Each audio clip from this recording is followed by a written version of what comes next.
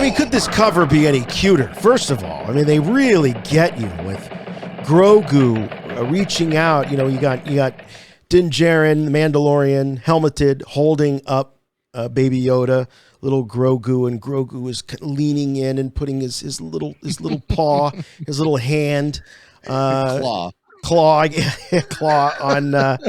on Mando's helmet. I mean, it's a really emotional image, and it brings, you know, the memories of their goodbye in season 2. Oh yeah, to the forefront, even though we actually stroked his real face.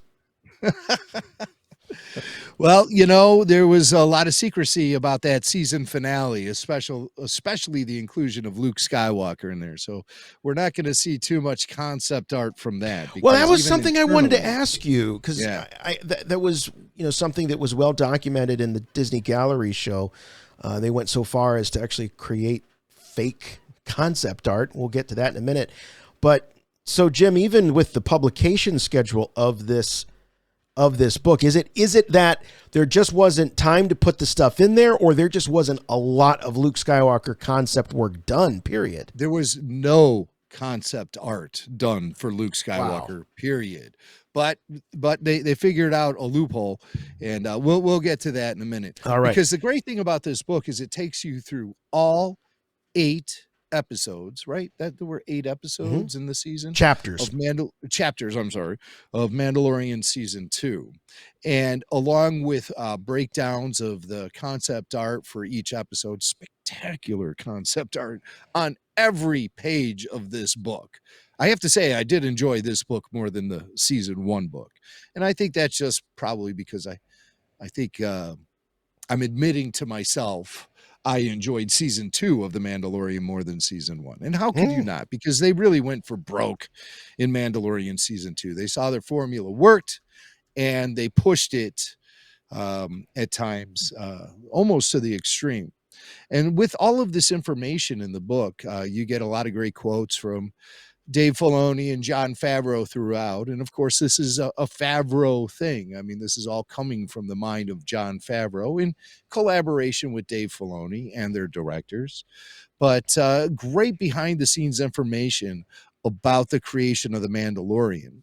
And here's an interesting passage. I'm going to read it. This is Jon Favreau talking. And he says, as I was first pitching The Mandalorian story in November 2017 and figuring out what I wanted the show to look like, I gave myself the freedom to tell the story I wanted to tell. And to his credit, Dave Filoni never said, oh, you can't have Mandalorians not removing their helmets be the rule.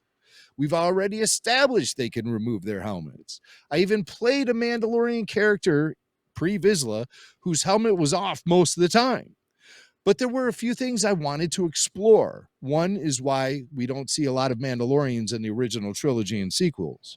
You see them so much in the Clone Wars, but you don't see any of them now. The other was, how do you get back to what George did, which was treat the characters almost like action figures? How do you get back to how young kids interact with Star Wars, the colors, the shapes, and the characters? By keeping the Mando's helmet on all the time, it's not about the face underneath it. It's about the helmet. Same with Boba Fett. You don't think about what's under the helmet. You think about that mysterious silhouette. I wanted to preserve the magic of that, or return to it, knowing full well that we would get complex later, that there are some groups that stick to the old rules and other groups that have evolved, like Bo-Katan's group, that are dealing with more of the politics of the moment. So that's interesting insight into the whole helmet on, helmet off. We've debated about this among fandom. Well, we've seen Mandalorians with the helmet on. It was never a religion then. Why is it a religion now? Well, it's all very simple. That's the story Favreau wanted to tell. And he wasn't being held back by old lore. He was looking to actually build upon old lore and expand upon it. Yeah. As opposed to being a slave to the rules. Well, it's interesting when you read this quote, Jim, because he's defending his decision of keeping the helmet on. And yet we would then later see with the Book of Boba Fett, it was all about helmet off. Now he references that. He says, well, that's something that, we'll get into that complexity later. Mm-hmm. So maybe that was an idea that he had, but it seemed to me that Favreau was sort of team helmet on a bit here. At least that's how he comes across. And, one might say that that's unconventional for a television show, right. or anything where you've got the star having their face covered, and he's saying, but I want to go back to the days of the action figures where you didn't have removable helmets. We didn't. There were no removable helmets. No, that didn't happen. Had them. God, we never had them. Not until very late in the game when they put that Luke Stormtrooper out. Yeah, that's right. That was very late in the game as far as Star Wars' original shelf life was. Well, and let's not forget Leia as Boosh in the Return of the Jedi removable line. Helmet. And Lando is Skiff-Guard, removable helmet. Yeah, okay. Yeah, I know. That one's not right. It's not. It's more like I don't know what you call that. It is a helmet with a. It's a mask. Yeah, but like the action figure technology didn't advance that far until the Return of the Jedi era, and it still was uncommon for a long time because they always said it made the heads look too small. Right, and they do that. Luke Skywalker, that Power of the Force Luke Skywalker with the removable helmet, he's got a little pea head. Yeah, and Leia had a little pea head. And no neck. And no neck. That's right. Yeah. So that's troublesome. But Jeff Favs, he's just playing with his action figures. That's all he's doing. And he's, understanding what the lore is. You can't say he doesn't understand the lore because he even references the fact that he voiced Pre Vizsla in all those episodes. Yep. He clearly saw the character walking around with the helmet off most of the time. Right. So you can't, claim he's ignorant about the lore or anything. He's just looking to tell his story, and by doing so then expanding the lore. That's when Star Wars is getting done right, not when it's done just to subvert expectations. It's being done in the name of telling a story. So that's what I think is important about Favreau and his connection with Star Wars. So we have a few more pictures we can scroll through here. And I could give you brief explanations about it. Now, this is an actual maquette from Return of the Jedi that was being used to base the look of the Gamorrean guards for that first episode of season 2 when they're wrestling and John Leguizamo's one-eyed John Leguizamo is there and everything. So this is a maquette, and Favreau actually tweeted this or Instagrammed it before they were. Like while they were shooting episode 2, he sort of gave us as a tease, but that's the basis for the Gamorreans we see in not only the Mandalorian, but as we saw in most episodes of the Book of Boba Fett. Yeah. Yeah. I mean, it's a little curious, I like that they can sort of explain the change in the look of the Gamorreans by saying, well, we went back to some of the early concepts. That's sort of a real world explanation, but not a real in-universe explanation. And I don't know. I that is one thing that would constantly jump out at me throughout Book of Boba Fett was these Gamorreans that had basically by not having them in sort of the full body fat suit and all that, they just seemed like guys wearing masks to me more than the Gamorreans of Return of the Jedi. And that also could be because I've just grown up looking at that. So, yeah. Now, I have a confession to make. I always felt that the Gamorreans from Return of the Jedi, while I always loved them, I always felt they were a little Muppety. I had a feeling that word was going to come out. Yeah, Muppety.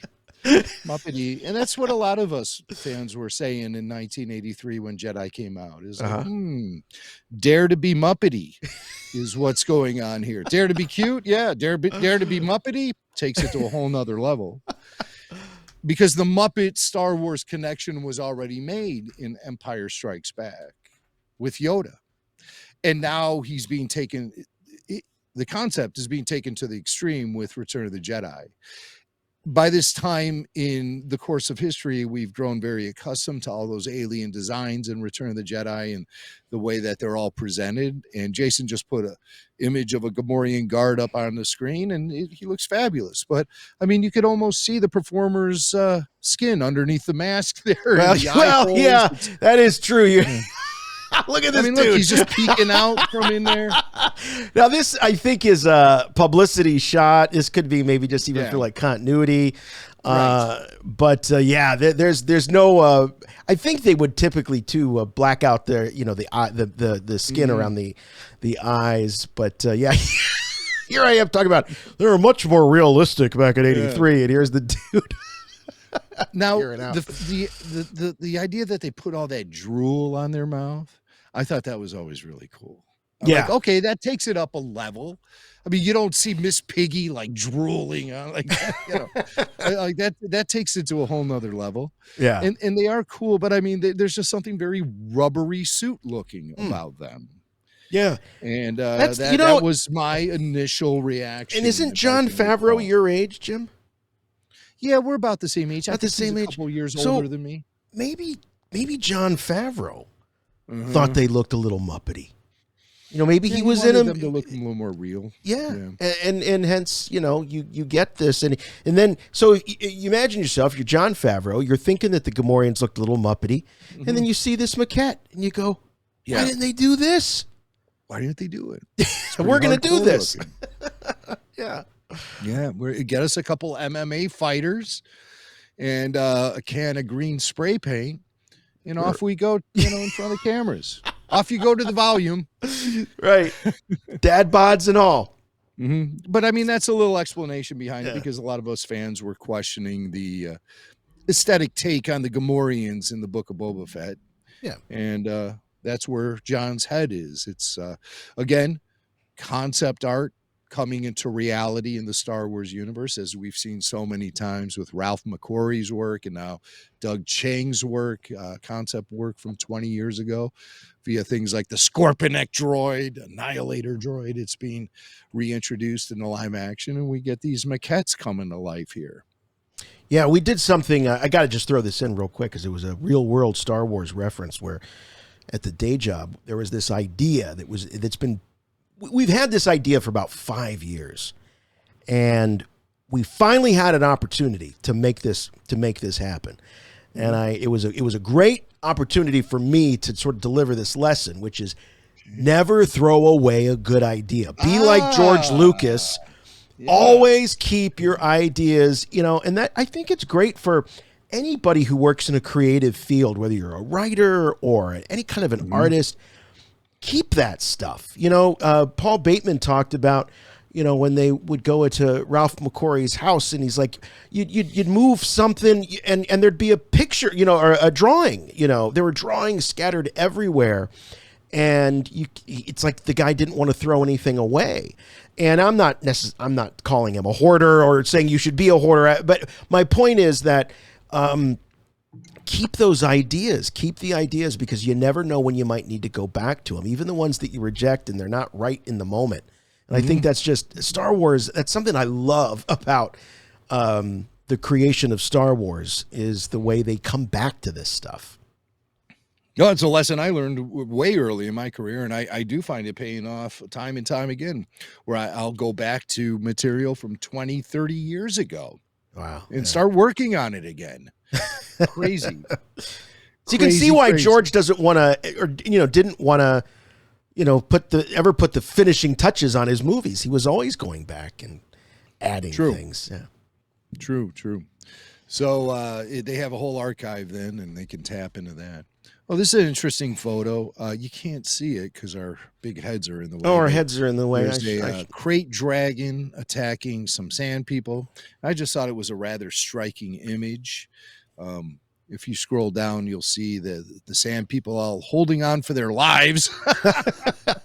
Yeah, I love that image. That's cool. Krayt dragon episode from season 2, the season 2 premiere. It was just absolutely one of the most stunning moments, I think, in the history of Star Wars. was watching that Krayt dragon in action.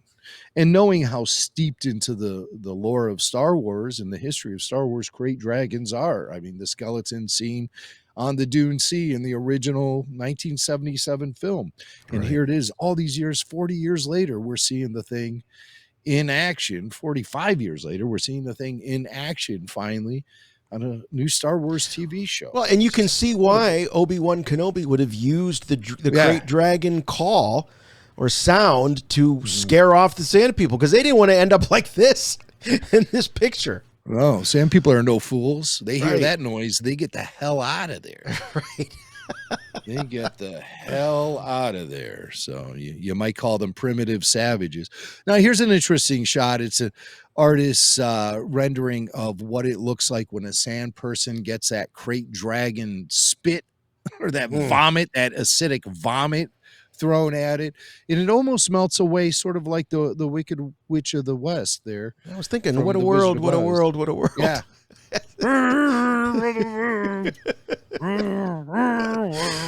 All right, whatever. I'm just melting. But that's from episode or chapter 9, I guess it would be, The Marshal, which was the season 2 premiere.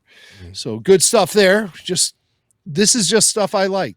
Here's some early concept art of Boba Fett and what he's going to look like in the show. And you can see here, he's vastly different very in appearance. Different. Almost has like a military style uniform. As like almost like, if you know what, Jim, if you would have shown me just the image on the right, where he's not, carrying the rifle, I'd have looked at this and I thought, oh, is that a clone? Is that a clone that's showing up in this era of Star Wars, an old clone? I wouldn't have thought, oh, that's got to be Boba Fett, because there's just nothing I don't think, to make him look like Boba Fett here. It almost looks like an Imperial type uniform. Well, here's what the artist says. His last name is Mateus. I should find his full name. This is like Groundhog Day again, because I feel like I do this every time I research and present these reviews of the art of books. I get to a name and they only give the last name. So I have to go to the who's who section of the book. It's the same format that they've been putting these art of books in for the past, decades. At least there's a who's who in there. There is a who's who. Brian Mateus or Mattias. Brian Mattias. He says he was with this particular design of Boba Fett, playing with something a little more Mad Max for Boba's cloak here, giving him a fighter look at his core posture, and even just the wrapped gloves where he could fight off Tusken Raiders with his bare hands if he had to. Now, obviously, Brian Mattias didn't realize that Boba actually is a member of the Tusken Raider family. Right. Yeah, I don't think he was fighting them up. Yeah, exactly. But based on some of the concept art, here, I'm going to hold a picture up to the camera because this is a great look at Boba. Oh, wow. Look at that. And you see, so he has the trappings of a Tusken Raider, including the bandolier and the gaffy stick and their long-range sniper rifle. But for me, looking at that, I think of a guy who is just living off the land and Tatooine by himself. He's a loner. And those are just trophies from his encounters with Tusken Raiders over time. And that's how I was thinking. I was thinking that about Boba before the Book of Boba Fett series. Now, of course, I look at it all very differently. Yeah. And what we have is a Boba Fett that has evolved because all of his greatest attributes have been given to the Mandalorian in 2 seasons of that character. So if you're going to bring Boba back, he has to be something different. Otherwise, we have 2 Mandalorians on the screen. Right. So I that's what I say to people who complain that they didn't get to see the Boba Fett they always wanted to see. I always say to them, what are you talking about? You've seen the Boba Fett you've always wanted to see in 2 seasons of The Mandalorian. So count your damn blessings. Count your damn blessings. All right. Now I'm really excited about this one. Of course you are, Swain. I was looking at the rundown and I couldn't, I did a triple take. I was reading through, and I'm like, they did not just reference what I read they referenced, but we're looking at an image of the port. What is the name of this? Trask. Trask, yes. Trask was featured in the 3rd episode. This is the frog lady stuff. Yes, the heiress. The heiress. Okay, and this episode featured, of course, the Mandalorian debut of Bo-Katan, and featured the Mando parking his busted up ship at this shipyard, this fishing village. And the fishing village looks familiar to some Star Wars fans who are also big fans of 1980s Popeye film with Robin Williams. Oops. Oh, Sweet Haven. That's right. Sweet Haven. Popeye Village. So here's a shot of Trask, and here is a shot of Sweet Haven, the Popeye Village from the 1980 film. This is in Malta, and this set still exists. It does. It's on my bucket list. Much like how Hobbiton still exists in New Zealand for tourists to visit, the Popeye set from 1980 has been maintained for over 42 years. So a young Jason Swank could have it on his bucket list. Yeah. I would love to take Jason there, actually. We got to get Big Steve to go with us, too, because he's the only fellow Popeye 1980 fan that I have. But this was cool. Okay, I mean, so it wasn't just a visual connection. It's actually in print in this book. They reference it. Well, legendary Star Wars concept designer Ryan Church, who dates back to the Star Wars prequels. I believe he started on episode 2 with George Lucas. And so he's one of those veterans that are still around working on Star Wars. And here's what Ryan says about the fishing village Trask. This is quite ramshackle and it doesn't look very Star Wars, and I totally get it. But I wanted it to look like the Popeye set, which is one of the best sets ever built in Malta. So he is specifically paying tribute. He hears fishing village, and all he can think of is Sweet Haven, right? That's the name of the town. That is the name of the town. Popeye lived. Yes. Yeah. Sweet Haven, where, I'm surprised they didn't put some like Quarren walking around saying, "I'll gladly pay you Tuesday for a Mon Calamari today." But yeah, so that's that was awesome. A Popeye reference in Star Wars. Never thought I'd see the day, but here we are. The world's gone crazy, no question about it. Oh, I love this thing. So do you remember when the Mandalorian was on board that fishing vessel and the squid head was there and he threw the pram with Baby Yoda into the ship's hold, which was filled with water, and this just all we saw was this like gaping maw of a mouth with teeth. Our hearts just sank when that happened. Our hearts dropped into our stomachs. How's he going to get out of this jam? Stay tuned next week, Mando friends. But this thing is it's the Trask monster, and all we really see is the mouth. And of course, Din Djarin dove right in after the pram. Didn't even think. And, that was so amazing. He just jumped right in. Yeah. Yeah, he loves that little guy, that little Baby Yoda guy. But this is artwork by Alsman. Alsman is the artist. Let's go back to that Who's Who page. Who's Who? Mr. Alsman certainly deserves a little credit. And I remember Christian Alsman. Yes, I've heard of Christian. Christian Alsman. And he created this Trask monster. He says the focus here is on the mouth closing and how to make that feel Star Wars. I knew we weren't going to see much else other than that giant maw, like a sea sarlacc is what he calls it, a sea sarlacc. And it certainly resembles just that. It sure did, because, we saw this long before we saw Boba Fett show up in this series. And I thought, wow, that's exactly what they're going for. They're going for the Boba Fett going into the Sarlacc vibe, except in this case, he's not getting in there by accident. He's deliberately jumping in. At that point, I didn't think we were going to see. I didn't know we were going to see Boba. There were rumors of Tim Morrison showing up, but a lot of us thought it was going to be a Rex. And then, as it went on, we realized it was obviously Boba. But yeah. So see Sarlacc. Yes, I see Sarlacc. Well, what do you mean? You see a Sarlacc, or it's a sea Sarlacc? Shut up and run! Okay. Oh, Baby Yoda, what's going on? Oh, is this when he spit up? Yeah, this is a shot of Baby Yoda blowing chunks after he ate too many of those cookies in that episode. And he went to school? He was stealing the kids' cookies? Right. And I just love that image. The visual, it was just unexpected. But again, they go there. They go there. And so Baby Yoda, as so many babies do, they upchuck. And this is, again, Christian Alsman with this design. He says, this was an interesting project. He said that they spent a week working on the cookie design alone. Wow.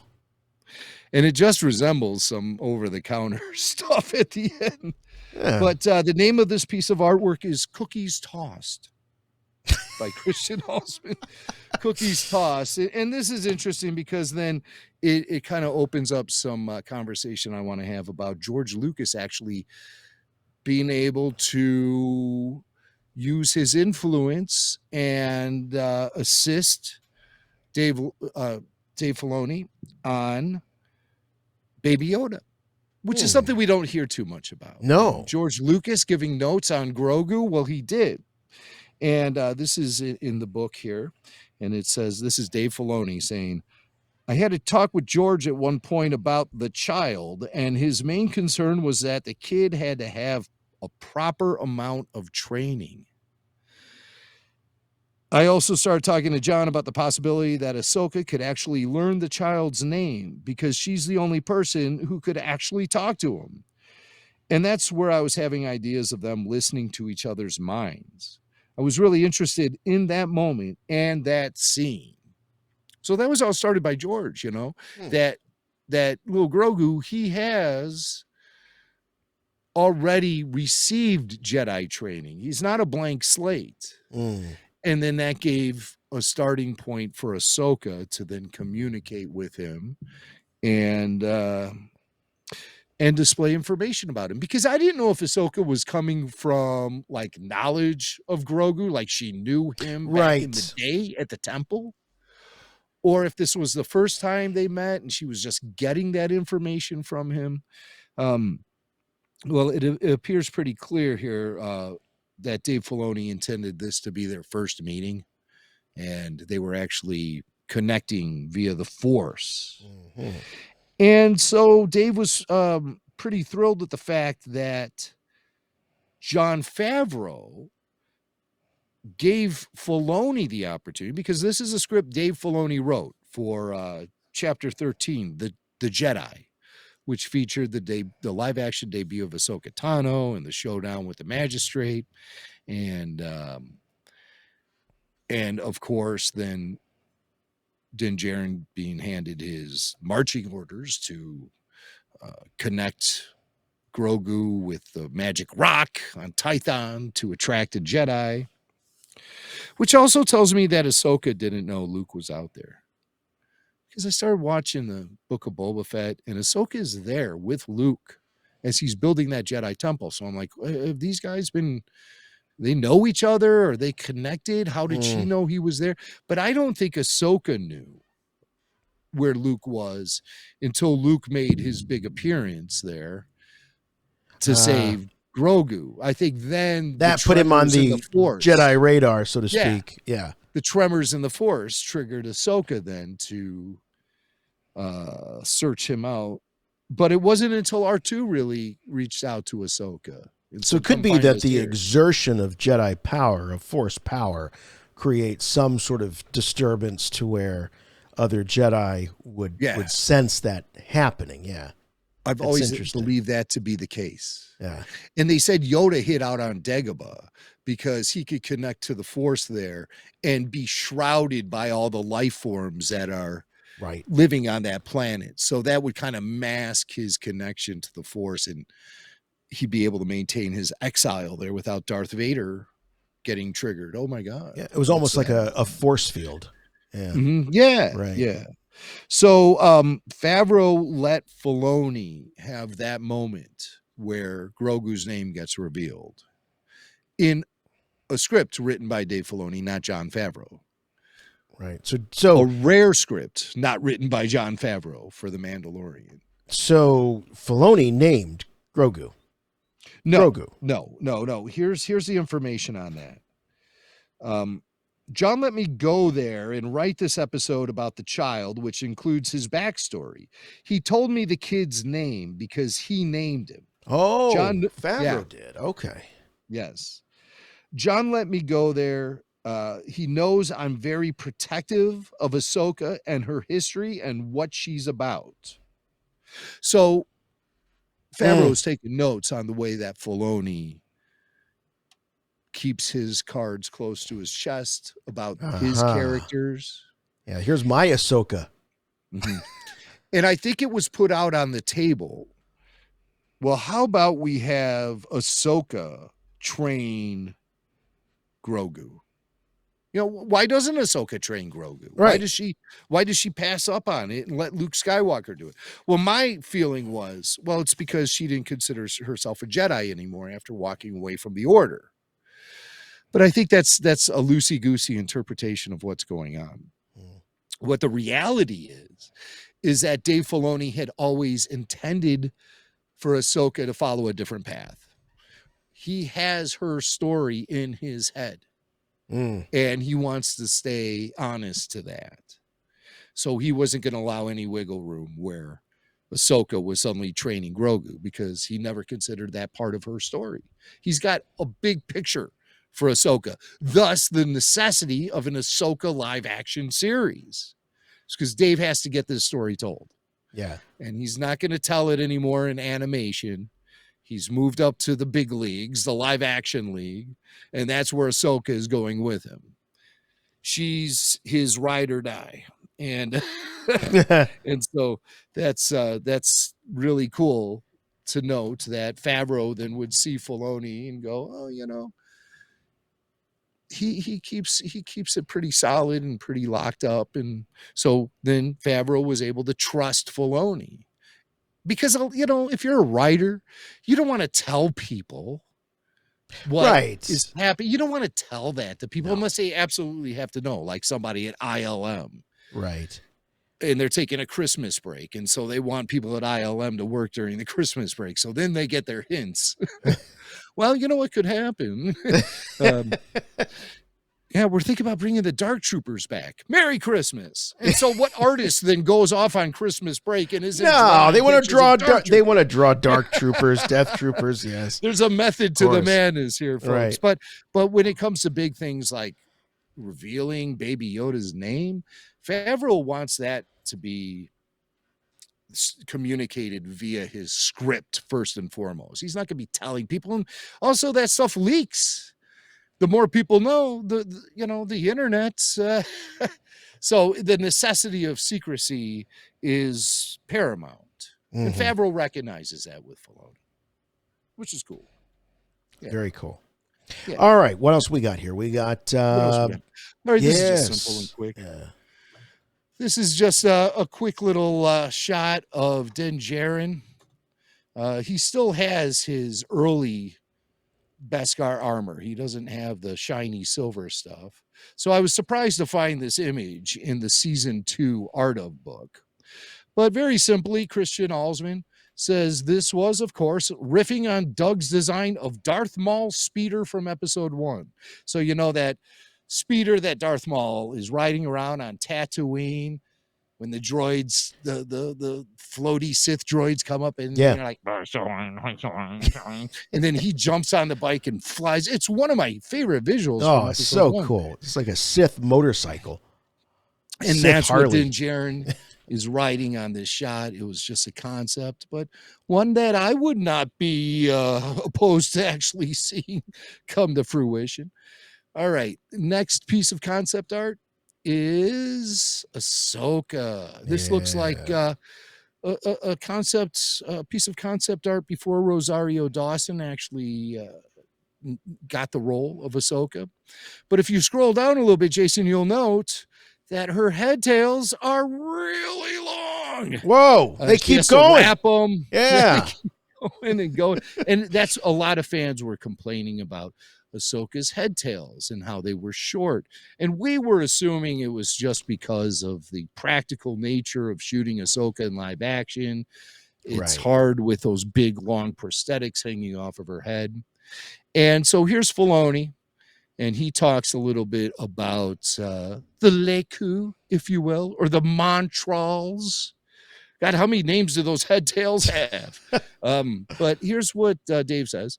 What if the Ahsoka that we have in animation was actually based on this live action version of Ahsoka? One of the things you would do in animation is an exaggeration, making the Montrals bigger. Once they're in real life, it suddenly becomes a little less believable to the eye, at least for me. And if you ever see footage of Shakti from the prequels in action, there's a lot of rubbery movement in the Montrals. That works great for that character in the background, as she was. But if you're talking a featured character right up front delivering drama, you have to make it all seem as natural as possible. And I don't want you staring at the Montrals and the Leku. No, it's not polite. So yeah, if you ever meet a Twi'lek, or no, sorry, not Twi'lek, Togrutan, right? Right. You don't stare at the Montrals. Eyes up. Right, eye contact. Right. They wear shirts that over the Montrals. It says my eyes are up here. That's right. That's right. You don't do that. Yes. It's considered rude. Or flattering. Depends on the Togrutan themselves, yes. It could go either way. And depending on the age of the Togrutan, too. I mean, after a while, you get tired of people not looking at your Montrals. Yeah, someday you'll complain. No one looks at my Montrals anymore. God, when I was younger, they all were just staring at my Leku. Now nobody cares about my head tails. And we know this happens in the Star Wars universe because Pelimoto has a little thing for head tails, as we saw with her in the Major Domo in the season finale of Book of Boba Fett. She loves some tail. Yeah.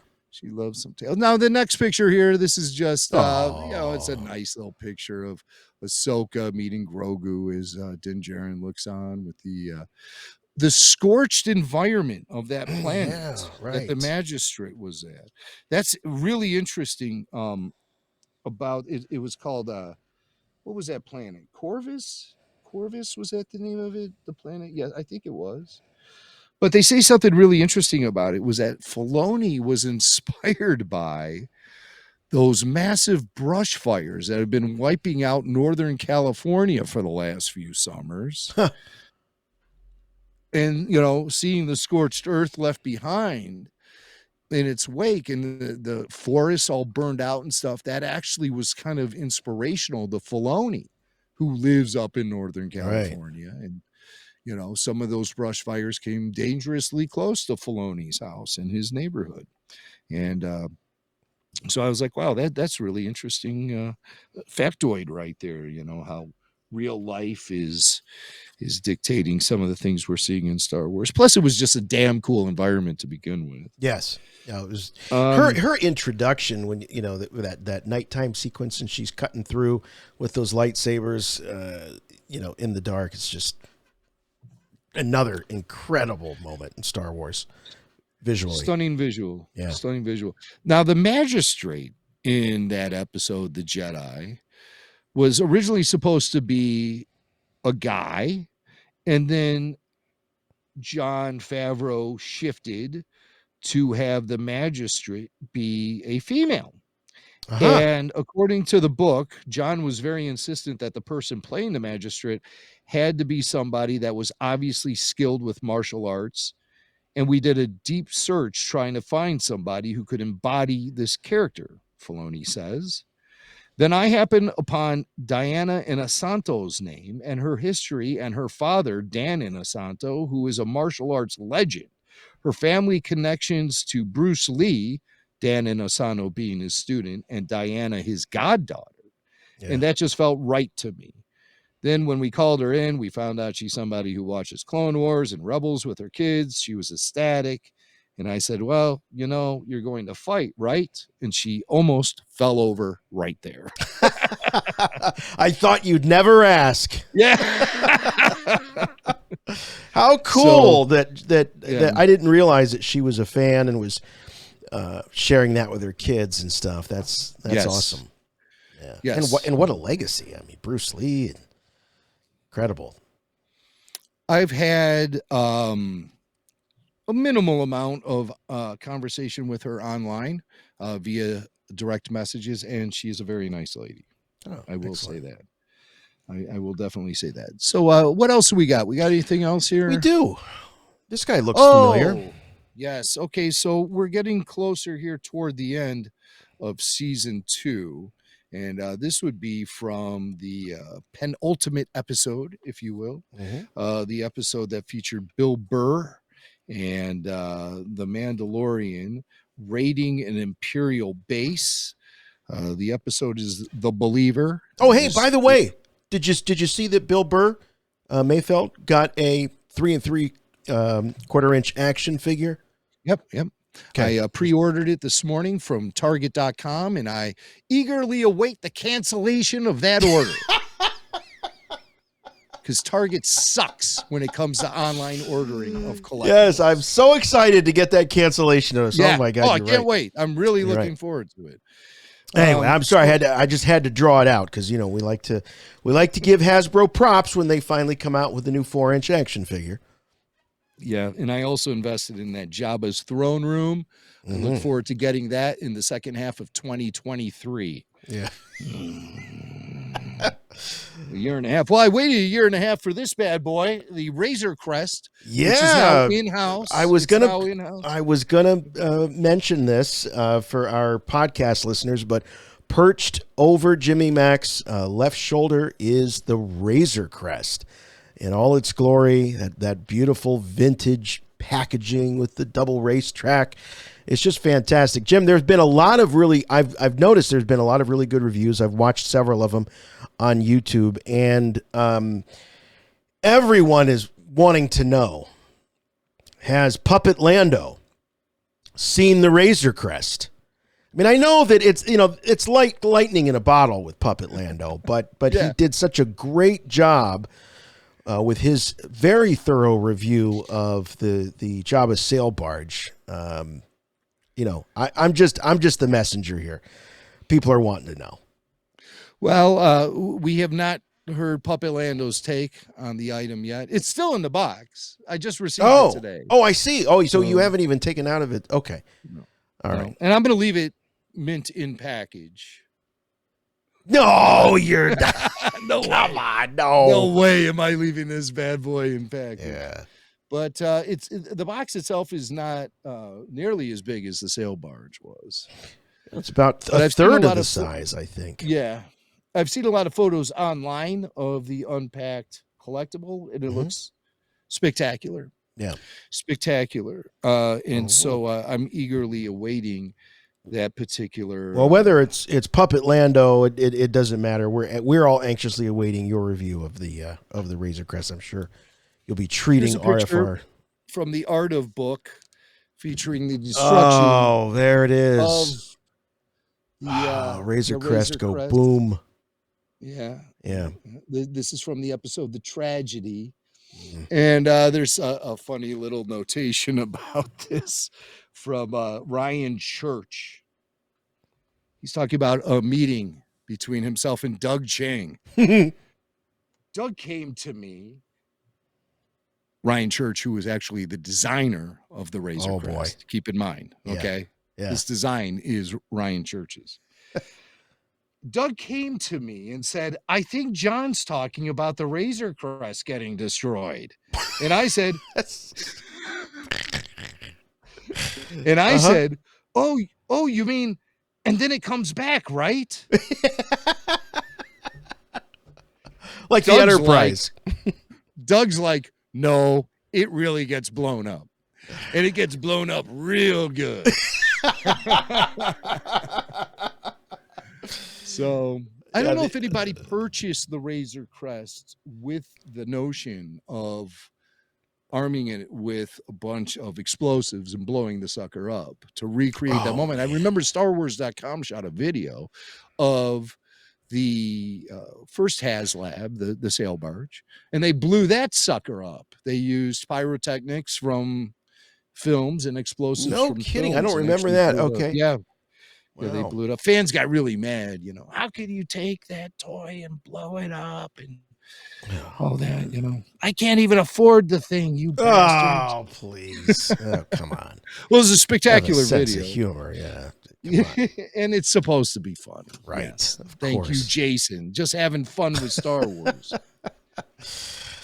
Now, the photo we had up, this is of the pilot, the tank trooper. Mm-hmm. From that episode with Bill Burr, and he's wearing this get up, and so is the Mando. Oh, the shame. Remember Bill Burr said that to him when he had to wear this instead of his Mando. Oh, the shame. So this is from Doug Chang. He says, an early idea was that the Imperial drivers were wearing the same armor as the AT-AT commanders from Empire Strikes Back. You know, think like General Veers. Yeah. Mm-hmm. Ultimately, we decided to go with the tank troopers from Rogue One, a design chosen by George Lucas on a Rogue One pre-production set visit. I never knew that George had signed off on the tank trooper design for Rogue One. So was he back there with the maquettes? I don't know. Well, we knew that he visited the set of Rogue One. There's some photography of that, but he was involved in pre-production and actually blessing various concepts. Yep. That's very interesting. And again, as we've said many times, the history or the making of Rogue One and also I think The Force Awakens, probably two of the most fascinating backstories in film. I don't think we certainly will never get an official retelling or recalling of that, but hopefully someday we'll get some more detail about it. Yeah. It would be great because never say never. One of these guys will be in their late 70s and they'll be saying, NDA be damned, I'm going to write a book. Right. And that's how I would do it. So, do we have anything else? We do. We were talking earlier about Luke Skywalker, and the Disney galleries revealed that the smokescreen for this was Plo Koon. Yeah. So, thus, you don't have too much concept art of Luke Skywalker in the final episode of season 2 of The Mandalorian, The Rescue. Directed by Peyton Reed. Mm-hmm. From Marvel's Ant-Man fame, and including the dramatic introduction of Luke Skywalker into the world of the Mandalorian, which was a plan so secret that no concept art clearly identifying the iconic Jedi was created. Now, there's a lot of Plo Koon image that I'm looking at right here. Yes, I mean, there's the belt buckle, right?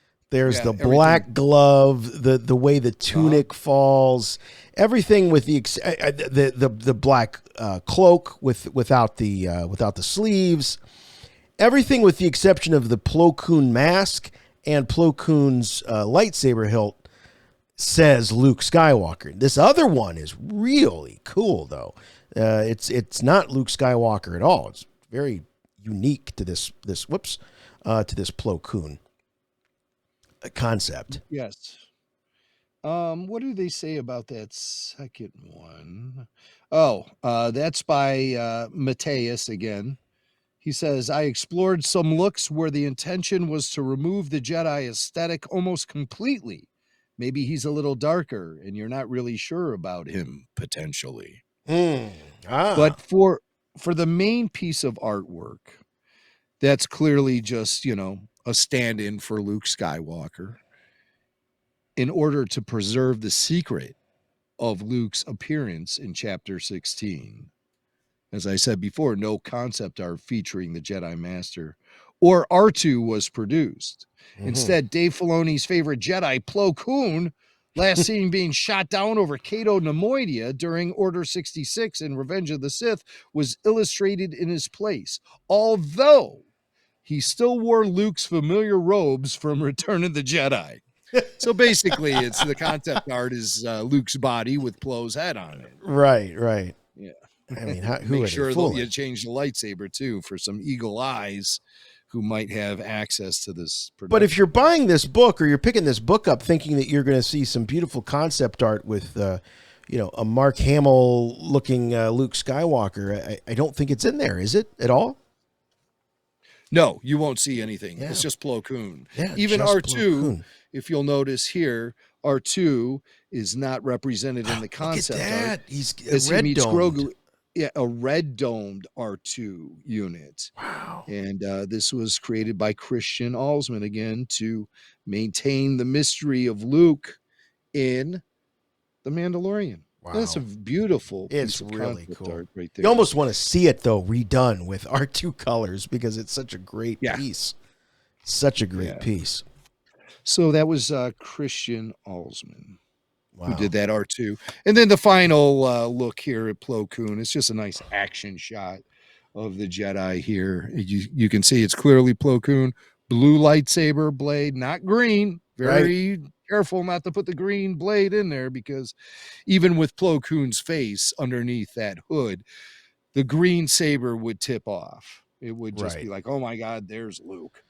But, everyone knows, I mean, it's such a well-known story, though, sometimes we take for granted that people have been listening to us for 15 years. But, Dave Filoni famously dressed as Plo Koon at Celebration 2 and was such a fan of the character that inserting Plo Koon, Dave Filoni inserting Plo Koon into this was not such a stretch, I mean, right. A lot of people go, that's Dave, just like, how he put wolves into things and, he's a big fan of, wildlife out west and that sort of thing. So those things trickle in, even, his wife's love of all things Tolkien and various concepts of Dave's, personal, life and likes, trickle in. So, it would seem Pittsburgh natural. Sports teams. Yes, right. It would seem natural that that Plo Koon would show up. So I don't think anybody was really questioning it.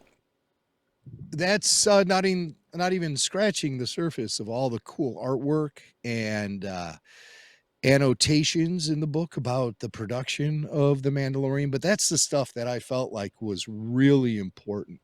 The book just dropped this week. And so it's out there. It's fresh. Found mine at Barnes & Noble. You would have thought I'd have ordered it early, but today I was putting our show together, created a little outline for our show, and it suddenly dawned on me that there was a new Mandalorian book out that I did not have possession of. So I raced off to Barnes & Noble and paid full price, $40 for this book. I'm looking this up on Amazon right now. I don't see it. Is this? It's not an exclusive for. Here it is. Oh, now I see it. Okay, yeah, that's so strange. All right, there it is. All right, so you can get it in hardcover for about $26, $27. Yeah, that's usually what it is. Yeah, from Amazon, and they deliver it to you. I had to schlep out the hardcover shopping mall, and it's a hardcover. Yeah, and you can pick up season 1 too.